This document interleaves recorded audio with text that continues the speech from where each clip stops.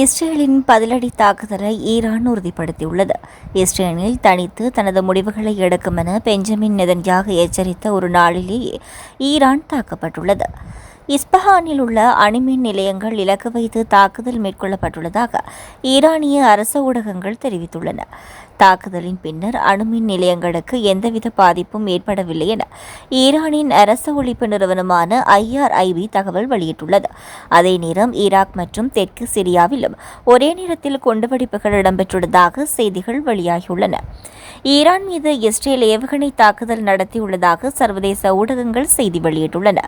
ஈரானிய நகரமான இஸ்பஹானில் உள்ள விமான நிலையம் மற்றும் ராணுவ தளத்திற்கு அருகில் பல வெடிப்புகள் கேட்டதை அடுத்து ஈரானின் வான் பாதுகாப்பு அமைப்புகள் பல இடங்களில் செயற்படுத்தப்பட்டுள்ளன. இஸ்பஹான் மாகாணத்தில் குண்டுவெடிப்புகளை அறிவித்ததுடன் பல நகரங்களில் அரசாங்க தொலைக்காட்சி அறிக்கைகளை வெளியிட்டு விமான சேவைகள் நிறுத்தப்பட்டுள்ளன. பல விமானங்கள் ஈரானிய வான்வெளியில் திருப்பிவிடப்பட்டதாக CNN செய்தி வெளியிட்டுள்ளது. கடந்த வாரம் இஸ்ரேல் மீது ஈரான் ட்ரோன் மற்றும் ஏவுகணை தாக்குதலை மேற்கொண்ட நிலையில் அதற்கு பதிலடியாக இந்த தாக்குதல் இஸ்ரேலால் மேற்கொள்ளப்பட்டுள்ளது. இஸ்ரேலினால் இன்று குறிவைக்கப்பட்ட இஸ்பஹான் நகரம் ஈரானிய இராணுவத்திற்கான ஒரு பெரிய விமான தளத்தையும் அதன் அணுசக்தி திட்டத்துடன் தொடர்புடைய தளங்களையும் கொண்டுள்ளது.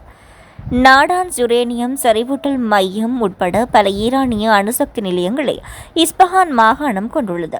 இந்த நிலையில் இஸ்ரேலிய தாக்குதலுக்கு உடனடி பதிலடி கொடுக்கும் என ஈரான் வெளியுறவு அமைச்சர் எச்சரித்துள்ளார். இதற்கிடையில் ஈரானின் முக்கிய நகரங்களான இஸ்பஹான், ஷஷிராக்ஸ் மற்றும் தெஹ்ரான் ஆகியவற்றில் வணிக விமானங்கள் இடைநிறுத்தப்பட்டுள்ளன என்றும் நாட்டின் அரச ஊடகம் வெளியிட்டுள்ளது.